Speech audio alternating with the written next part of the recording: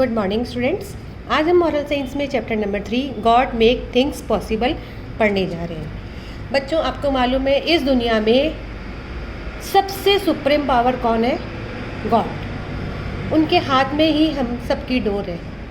तो वो जो चाहे असंभव काम को भी संभव बना देते हैं और संभव काम को भी असंभव बना देते हैं। यानी इसका थॉट देखिए, the more we depend on God the more dependable he find he is.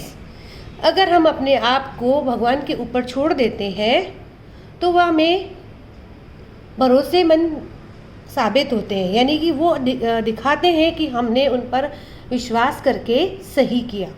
लेकिन हमेशा ऐसा नहीं है कि हमने कुछ काम नहीं किया और ईश्वर के ऊपर छोड़ दिया। नहीं, ये सिचुएशन तब आती है जब हमारे पास कोई ऑप्शन नहीं होता। यानी जब हम हर तरफ से अपनी कोशिश करके हार जाएं, हमें लगे कि अब ये चीज़ें जो है वो भगवान के हाथ में ही है, वही ठीक कर सकते हैं। तो उन पर विश्वास करें तो वो इस सिचुएशन से हमें निकाल सकते हैं। इसके लर्निंग ऑब्जेक्टिव्स देखिए। God makes happen everything that happens, कि जो कुछ भी होता है वह सब ईश्वर ही करते हैं। आपको मालूम है इस दुनिया में एक पत्ता भी हिलता है, वो भी ईश्वर की मर्जी से ही हिलता है। God supervises every action of every living being on this planet. इस धरती पर जो भी काम होते हैं वो ईश्वर के निगरानी में ही होते हैं। Nothing is hidden from the almighty, he watches everything everywhere. कुछ भी उस सुपर पावर से छिपा हुआ नहीं है, वह सब कुछ सब जगह देख रहे हैं। Nothing is impossible for God. He can surprise us by making seemingly impossible things possible and also make easy looking things very difficult. भगवान के लिए कुछ भी असंभव नहीं है। वह कई बार जो आसान काम होते हैं उनको बिल्कुल मुश्किल बना देते हैं, और कई बार इतने जो हमें लगता है कि ये काम बिल्कुल हो ही नहीं सकता उसको इतना आसान बना देते हैं जिससे कि हम बिल्कुल सरप्राइज रह जाते हैं कि ये कैसे हुआ। We must respect the supremacy of the Almighty. और इस सुप्रीम पावर की हमें हमेशा रेस्पेक्ट करनी चाहिए। अब इसकी स्टोरी देखिए, बहुत ही अच्छी सी है। Jhumru was a young boy who lived in a small but beautiful village called Paltanpur. His family owned a piece of land on which his father and brothers grew potatoes. They were not one of the rich farmers of the village, but their farm produced enough for the family to live a decent life. एक बच्चा था जिसका नाम था झुमरू। वो एक बहुत छोटे से लेकिन बहुत सुंदर से गांव में रहता था जिसका नाम था पलतानपुर। उसकी फैमिली के पास एक छोटा सा ज़मीन का टुकड़ा था जिस पर उसके भाई और उसके फादर जो है आलू की खेती किया करते थे। वे बहुत अमीर किसान तो नहीं थे, लेकिन हाँ उनके पास इतना उपज हो जाती थी कि वो अपनी लाइफ आसानी से जी सकते थे। Though he was only 10 years old, Zumru often visited the farm and also helped his father and brothers in their work. He loved their field. Visiting it always gave him immense joy. हालांकि झुमरू जो था सिर्फ 10 साल का ही था, लेकिन फिर भी वह खेतों में जाता और अपने पापा और अपने भाइयों की उनके काम में मदद किया करता था। उसे अपने खेतों से बहुत प्यार था और वहाँ जाकर उसे बहुत खुशी मिलती थी। Life had been going on fairly well for Zumru and his family until their village was hit by a severe drought. For one full year, Paltanpur received no rain.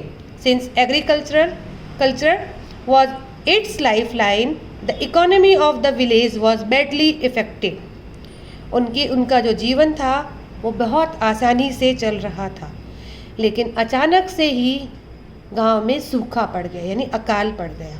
पूरा 1 साल पलतानपुर में बारिश ही नहीं हुई, जिसके कारण जो खेती बाड़ी उनका जीवन यापन का साधन था उस पर बहुत बुरा प्रभाव पड़ा। बारिश नहीं होगी तो खेती कैसे होगी, जिसके कारण उनकी लाइफ में बहुत problems I. झुमरू's family as well as most other families in Paltanpur faced a crisis that they had never seen before. Their standing crops were destroyed for want of proper irrigation. Their parched lands began to develop cracks all over.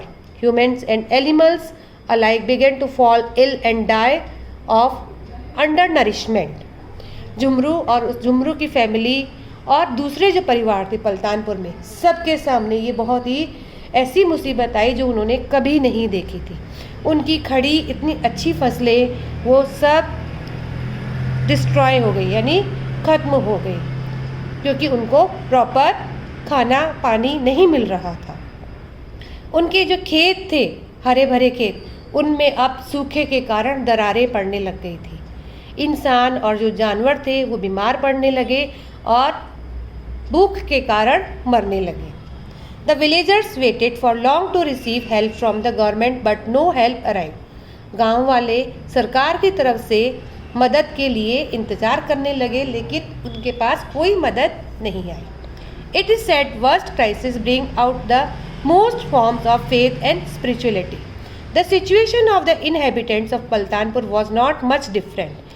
In this hour of unprecedented turmoil, they found refuge in prayers.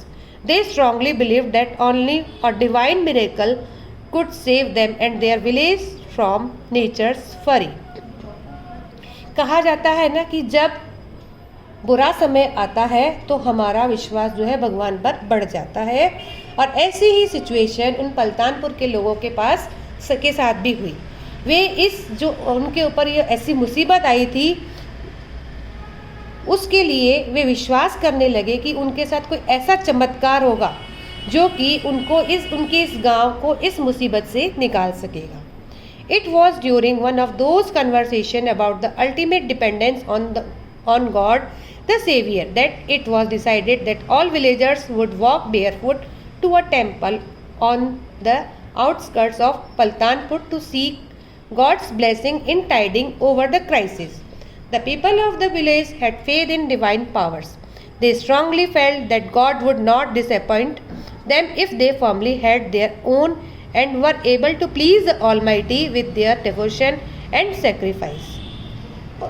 अब गांव के सारे लोगों ने आपस में बातचीत की और निश्चय किया कि वे भगवान के पास उनके आशीर्वाद के लिए एक मंदिर में नंगे पैर जाएंगे, जिससे कि ईश्वर उनको इस मुसीबत से छुटकारा दिला सके। सारे गांव के लोगों का भगवान पर विश्वास था और उन्हें विश्वास था कि भगवान उन्हें कभी निराश नहीं करेंगे। It was decided that all male members of the village would meet in the middle of the village in the morning. They would came bare-chested, walk barefoot all the way to the temple and pray to God all day to send rains and save lives in Paltanpur. यह निश्चय किया कि सारे पुरुष लोग, जो गांव के जितने भी जेंट्स लोग हैं, वो सब सुबह के समय गांव के बीच में वहाँ पर मिलेंगे। उनमें से कुछ ने सिर्फ बनियान पहन रखी थी और कुछ नंगे पैर आए थे मंदिर जाने के लिए। उन्होंने सब ने भगवान से प्रार्थना करने के लिए कि वे पलतानपुर को बचाएं और वहाँ पर बारिश करें, इसके लिए वो सब रेडी हो गए। Next morning as planned, all men of the village met at the spot. Jumru, his father and brother also joined the gathering. It was difficult to miss Jumru, who stood out in the crowd not for any other reason, but because the thin young boy wearing only a small loin cloth held an umbrella almost as big as himself. He looked quite funny. अगली सुबह को जैसा कि गांव वालों ने योजना बनाई थी, उस जगह पर सब गांव के पुरुष जो थे वो मिले। जुमरू, उसके भाई और उसके पापा भी वहाँ पर गए। अब जुमरू को वहाँ पर पहचानना मुश्किल नहीं था, क्योंकि इतनी भीड़ में वही एक ऐसा था पतला दुबला सा लड़का जिसके हाथ में इतना बड़ा छाता था, जिसके कारण वह बहुत ही फनी लग रहा था। क्योंकि सब सोच रहे थे कि हम तो भगवान से प्रार्थना करने जा रहे हैं बारिश के लिए, और ये पहले छाता लेके चल रहा है। One of the villagers even taunted him. Little Jumru seems to have brought a huge umbrella to protect his bare body from the scorching sun. Jumru retorted, "No, I have brought this umbrella to protect myself from heavy rains." The assertion sounded rather odd to everyone, and the crowd laughed heartily. उसमें से गांव के कुछ लोगों में से एक ने उसके ऊपर ताना भी कसा कि जुमरू तो अपने साथ एक इतना बड़ा छाता लेके आया जिससे कि वो सूरज की तेज धूप से बच सके। लेकिन जुमरू ने जवाब दिया, नहीं, मैं ये छाता अपने आप को बारिश से बचाने के लिए लाया हूँ। उसकी इस बात को सुनकर सारे भीड़ के लोग हंसने लगे। One village elder, however, looked at Jumru with intent, appreciating eyes and said, "This young boy's faith in God and his ways is remarkable. It is rain that we are going to pray for, and this boy knows that God is not going to disappoint his children." The further said, "Jumru, will you give me shelter under your umbrella when it starts raining?" अब गांव में जो एक के लोगों में एक जो बुजुर्ग आदमी थे, उन्होंने तारीफ की नज़रों से जुमरू की तरफ देखा और कहा कि यह जो बच्चा है इसका भगवान पर बहुत ही विश्वास है और कि हम भगवान से प्रार्थना करने जा रहे हैं तो बारिश ज़रूर होगी, और यह बच्चा जानता है कि भगवान कभी भी अपने बच्चों को निराश नहीं करते। और आगे उन्होंने कहा कि जुमरू, जब बारिश होगी तो क्या तुम अपने छाते के नीचे मुझे जगह दोगे?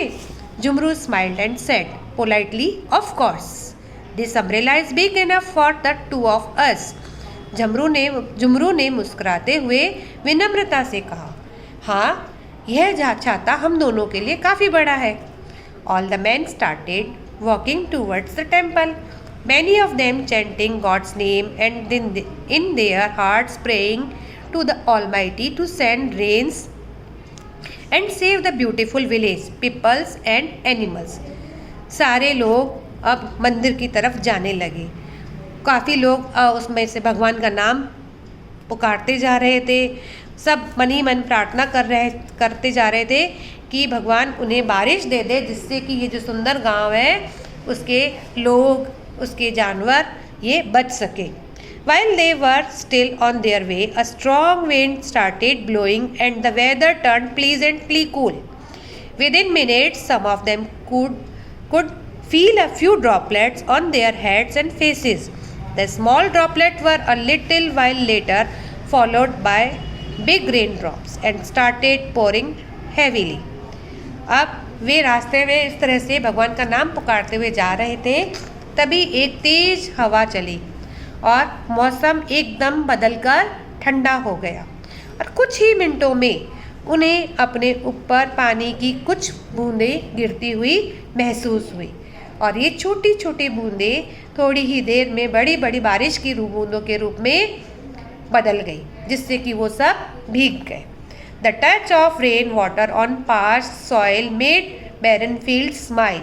The breeze cooled bodies and hearts alike, and the very sight made the villagers dance, sing and hope in joy. Their prayers had been answered, while Jumru and the village elder smiled under their large umbrella. All others danced even as they shivered. No one was complaining. बारिश की बूंदें जैसे ही उस सूखी ज़मीन पर पड़ी तो खेत मुस्कुरा उठे। सब लोगों के शरीर और जो हृदय थे, उनके मन थे, वो इतने खुश हो गए। वे लोग डांस करने लगे, गाना गाने लगे, और उन्हें लग रहा था कि उन्होंने जो भगवान से प्रार्थना की उनका उन्हें जवाब मिल गया। लेकिन जुमरू और जो गांव का वो जो बुजुर्ग था, वो अपने उस बड़े से छाते के नीचे मुस्कुरा रहे थे और बाकी सब गांव में भीगते हुए डांस कर रहे थे। किसी को कोई भी शिकायत नहीं थी। तो बच्चों, इस चैप्टर से आपने क्या शिक्षा ली कि हमें ईश्वर पर विश्वास रखना चाहिए और कि वो हमारी जो मुसीबत है उसको ज़रूर दूर करेंगे। Thank you.